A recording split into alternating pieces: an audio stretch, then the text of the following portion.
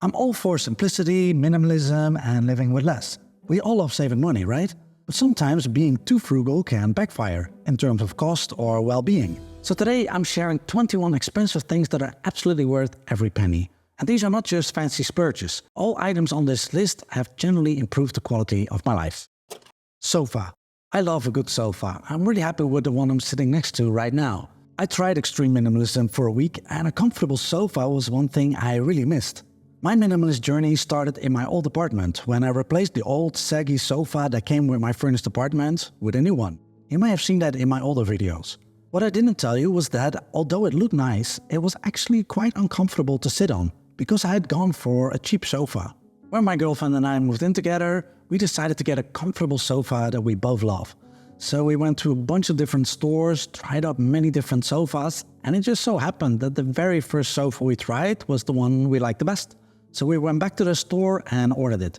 This sofa is a perfect example of why spending money on a quality item that will last a very long time is worth every single penny.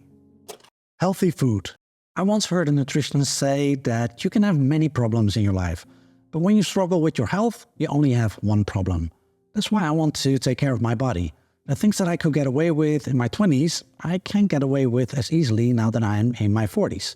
That's why I hardly drink alcohol, I sleep 8 hours a night, I walk, I exercise, and I don't skimp on quality food. That's one area in life where the ROI is a no-brainer. Cheap processed food may save you some money now, but it can lead to costly health problems later in your life. Plus, better fuel means better performance. Our bodies are so powerful, they're like a jet fighter or a sports car, but they need the right fuel to perform at their peak. Noise-cancelling headphones. Of all the things on today's list, noise-cancelling headphones are probably my favorite.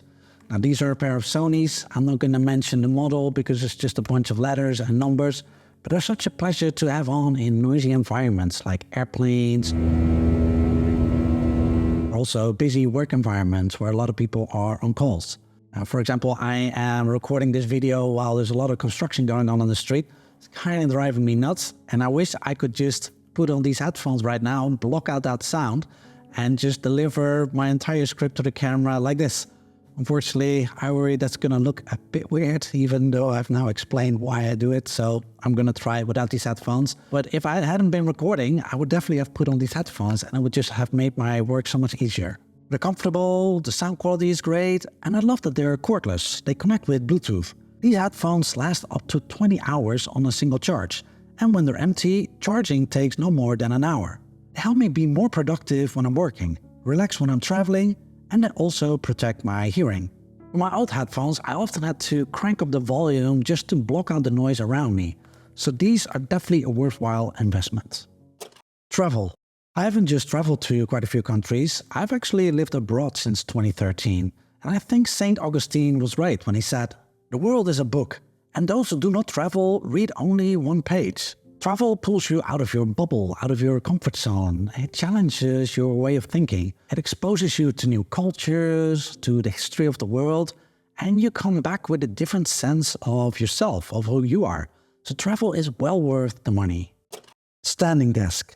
I often work from home and I spend a lot of time behind my desk. In the past, I often worked at desks that were slightly too high, which caused me to raise and tighten my shoulders. That, combined with general tightness and back pain from sitting all day, led me to decide to buy a standing desk.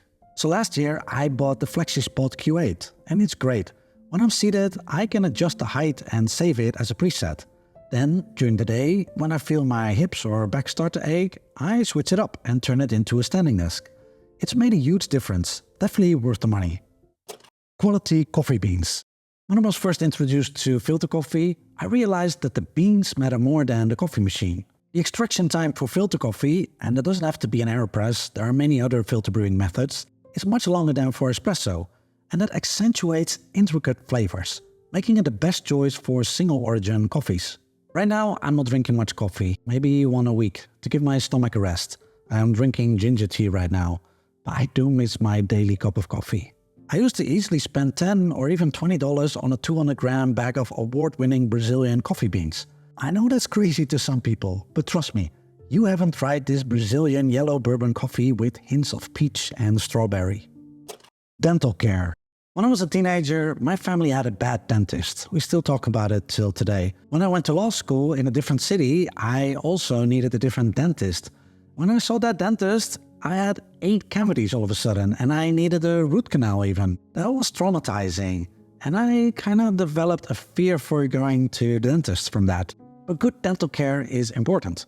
To me, what's key is having a dentist who doesn't judge you, but empathizes with the fact that you may not like being in that chair and makes you feel comfortable. Thankfully, I now have a dentist who's like that. I see him at least every 6 months to have my teeth checked and cleaned, and sometimes I see him even more often. It's well worth the expense. Otherwise, it'll be so much more costly later on in your life. E-bike. Did you know that the Netherlands is the only country in the world with more bicycles than people? There are approximately 23 million bicycles for nearly 80 million residents. And in the last 5 years or so, e-bikes have taken the country by storm. Both my parents have one, and my brother's in-laws also both have an e-bike. And I hear nothing but praise about their e-bikes. I don't have an e-bike myself, so when I last visited my parents, I jumped on the opportunity to try it out for myself. And man, I have to say, once you've experienced an e-bike, it's hard to get back to a regular bike. In a flat biking country like the Netherlands, with great biking infrastructure, there's bike lanes everywhere, bicycle traffic lights and bicycle traffic signs, there are so many beautiful rides you can do outside the city. It's like biking on steroids. It makes day-to-day life so much easier, whether it's your commute or going to the supermarket. But the real plus is that now on your bike, you can go much further because you don't wear out as soon. We have a concept called uitwaaien, which means going out into the wind to get fresh air and clear your mind. Or blowing away the cobwebs, as the English say. Cycling is perfect for that. So even though e-bikes aren't exactly cheap, I'd say they're worth every penny. Suitcase. In the past, I had suitcases that would fall apart or broken zippers. So when I needed a new suitcase a few years ago, I didn't immediately run to the store and grab the first suitcase that caught my eye. I wanted something durable that would last a long time. I did a ton of research, thought it over, and ultimately chose this Samsonite suitcase. I even did an entire video about this purchase called "Can a Minimalist Still Buy Expensive Things?" You can find that video on my channel.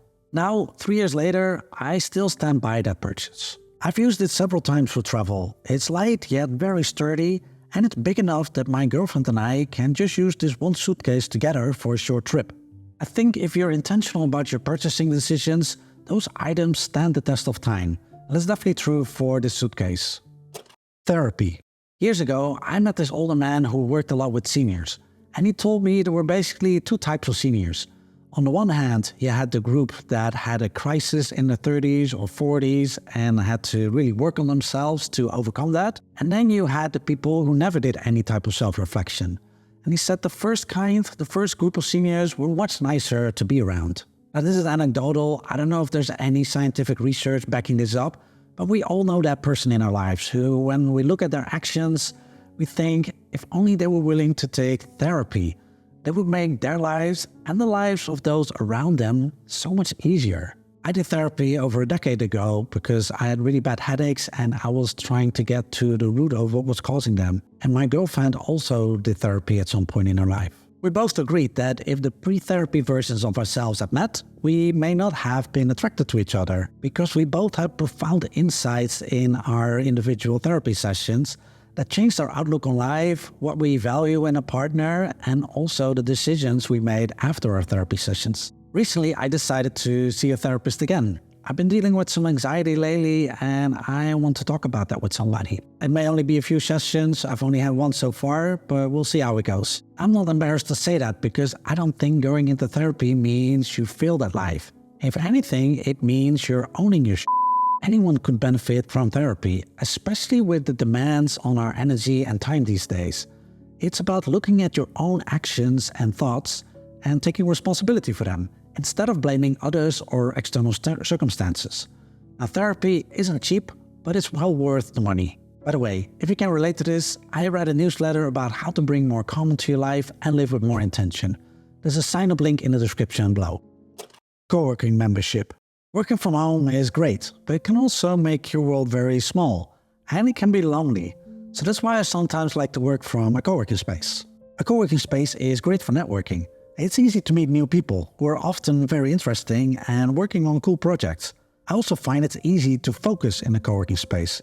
At home, there's always the distraction of other things. And working from a co-working space makes it easier to separate work and leisure. When I'm there, I work. When I'm at home, I'm off from work. It reminds me of when I worked as a lawyer. I sometimes had to work on Sundays, and I often would go to the office even though I could also do the work from home. Because when I entered the office, I don't know, the vibe was different or something. The whole building just resonates work energy, and it made me just put my head down and do the work. Also because I didn't really want to be in the office on a Sunday, of course. So then I would just do all the work as efficiently as possible and go back home. Whereas if I do the work from home, I'd be much more distracted all the time and it would take twice as long. On average, a co-working space membership costs about $150 to $200 per month, although you can spend more. But if you work there every day, it's great value for money, especially if you don't have a good home office. Oh, and I have a gripe. If you work from a co-working space, can you please not bring your mechanical keyboard with you? I'm sure it feels amazing to type on a mechanical keyboard, but bringing it to a quiet space in a co-working space is just selfish. It's so loud. Even noise-cancelling headphones can't block out that non-stop machine gun fire of typing. Air fryer. Our air fryer has quickly become my favorite kitchen appliance. We made sure to pick one that's toxin-free. It's compact, so it fits in our closet, yet big enough to cook food for 2 people. What I love is that unlike an oven, you don't need to preheat it. It's also more energy efficient, and we use a lot less oil now. Just a few sprays instead of pouring oil into a pan. It's just so easy. You put the food in, set the timer, and it's done. I'm all about convenience.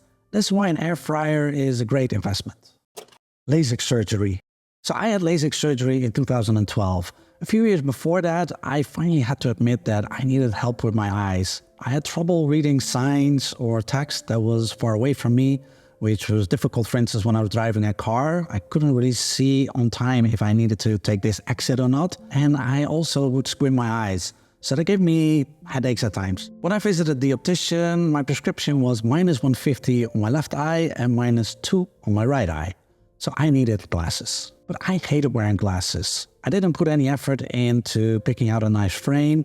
And as a result, I didn't like being seen with my glasses. I didn't like seeing myself wearing glasses when looking in the mirror. I tried contacts, but my eyes didn't tolerate them well, especially indoors. I was constantly putting eye drops in my eyes just to keep them moisturized. So I decided to get LASIK surgery.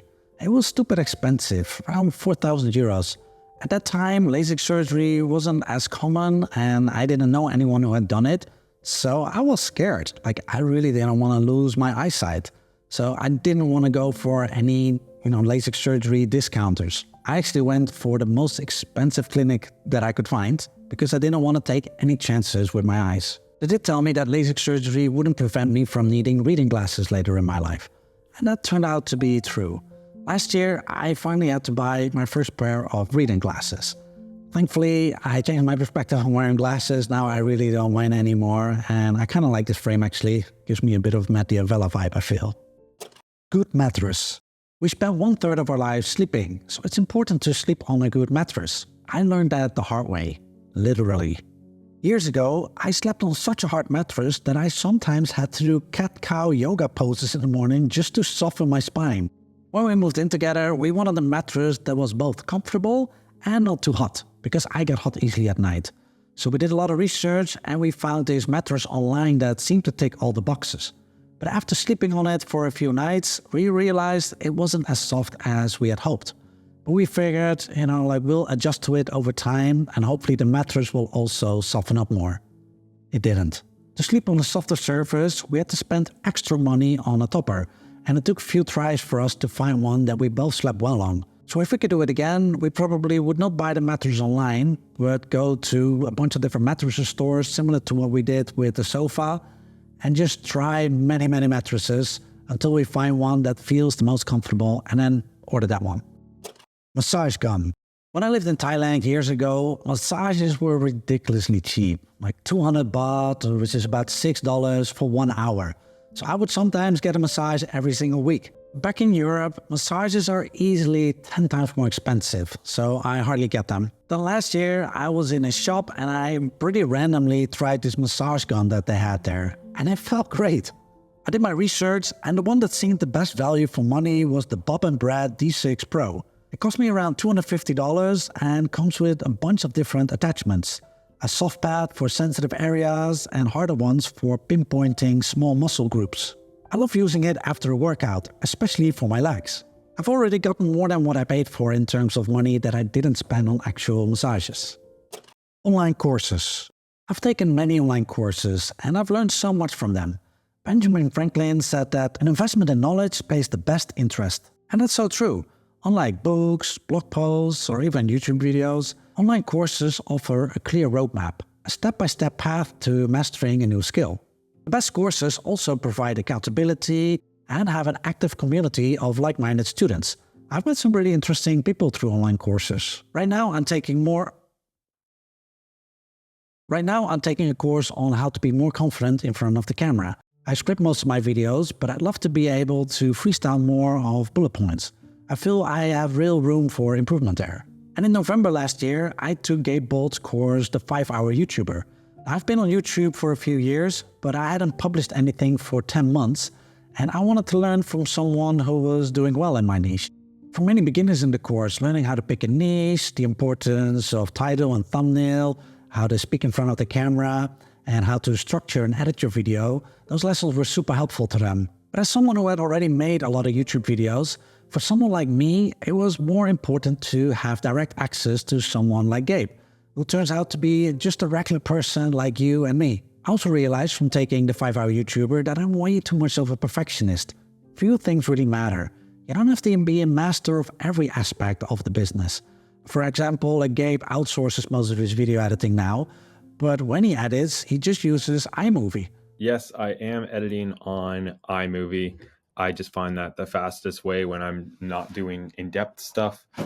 Just goes to show that a video can do well, a channel can do well. Going on whatever editing software, it does not matter. What matters is having a good story. Gabe, if you're watching this, I'm sorry, but I was shocked by this because I was actually letting Final Cut Pro holding me back from making more videos because I would watch so many videos on YouTube on his Final Cut Pro dad. Should I switch to DaVinci Resolve or Premiere Pro? What about those new AI features? But what would happen is that because of that, I kind of felt stuck and I wouldn't publish a video a week because I was spending half of my week just doing things that didn't really matter, that took up too much time, and thinking, questioning really, is this video editing tool that I'm using even the one I should be using? Or am I just falling more and more behind in the YouTube game? So this course has been very helpful in getting my priorities straight. For the first time really in my YouTube journey, even though I've been on YouTube for a few years, I'm now publishing videos consistently on a weekly basis. So online courses, even though some can be on the pricey side, I find are really worth the money. And if the 5-Hour YouTuber course is something that sounds interesting to you, because maybe you want to start your own YouTube channel one day, I'll leave a link to it in the description below so you can check it out. MacBook Pro. The way I see it, a carpenter needs a top-of-the-line hammer to do his best work. My laptop is my hammer. I use it every day and it's how I make a living. I have a 2021 14-inch MacBook Pro. To future-proof it, I upgraded the base model with a better CPU, 32 GB of unified memory, and 1 TB of SSD storage. This is the sweet spot for me as a content creator. I didn't want to experience again what happened with my last laptop, which was a MacBook Pro base model with an Intel processor. I'm not that technical, I don't know. Intel. But I did a lot of video editing on it, pushing my laptop into the red. And it really wasn't built for that. And one time during a heat wave, it started to make this crazy, scary noise, very loud, that I'd never heard before.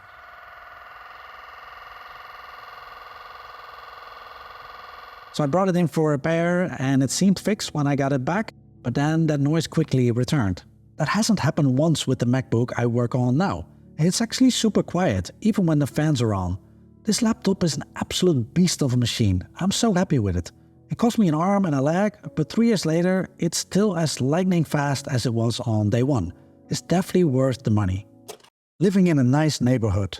I love city life, especially in Europe, and I love being able to walk anywhere. Walking is just the best thing ever. Having access to good restaurants, coffee shops, parks, beautiful architecture, and just the hustle and bustle of a city center, all without having to take the car. You might get more bang for your buck in a suburb, and I could see how that would tick all the boxes for a family with kids. But for me, I don't mind paying a little bit extra for the convenience of having the city at my doorstep. Eating out. Most of the time, my girlfriend and I work from home. And more often than not, we're not in our most fashionable outfits. We're often just in baggy sweatpants. It's very comfortable, but it's not great for keeping the attraction alive in a relationship. So for us, eating out isn't just about getting food. It's also a reason to dress up, have date nights, and then we also tend to have deeper, more meaningful conversations. One thing we have in common is that we're both foodies. We love trying out new foods and eating well, especially foods that we can't easily bake at home, like good ramen or tacos. It doesn't have to be fine dining. Actually, fine dining can sometimes feel a bit stiff, cold, formal. I'd be afraid of dropping a knife on the floor. I much prefer a restaurant that almost feels like you're in someone's home. That's gezellig, as we say in Dutch, where the staff is warm and welcoming, the food is nurturing. You really feel like you're taken care of. I've never regretted spending money on a good night eating out. It's worth every penny. Being self-employed. In the last decade, I had a few jobs for a couple of years, but I've mostly been self-employed, and I'm self-employed now. And let me tell you, being self-employed has given me a new appreciation for the 9-to-5. You have your steady paycheck, job benefits, many parts of the business function without needing your input. It's fun to work with colleagues. You got fixed work hours, leaving you to basically do whatever you want outside of work. Being self-employed, on the other hand, is hard. You have to be more self-disciplined because there's no accountability. There's no boss going to call you why you didn't start working at 9 a.m. Also, your income can fluctuate a lot. And in the beginning, you may not make any money at all. And there's no guarantee that that will change in the future. For example, this year I'm giving my all to building this YouTube channel. But at the time of making this video, I'm making way below minimum wage. I don't want to sugarcoat it. I could literally be making more money working at McDonald's right now. And I probably would have to work fewer hours for it too. There are also costs that you don't have as an employee or your employer is taking care of them. I need to pay an accountant, figure out my own taxes and social securities. There's healthcare. Somehow I need to find money to save for retirement. There's insurances. Being self-employed is expensive when you make very little. Right now I have months where I spend more than I make, and it's hard. So you may ask, why is being self-employed worth it then? Because it allows me to be my own boss. My biggest driver in life is freedom. Being self-employed gives me the freedom to live life on my own terms. The freedom to take risks, to say no, to walk away even. I don't need to take shit from a toxic manager. I don't need permission to go to the dentist on a work day.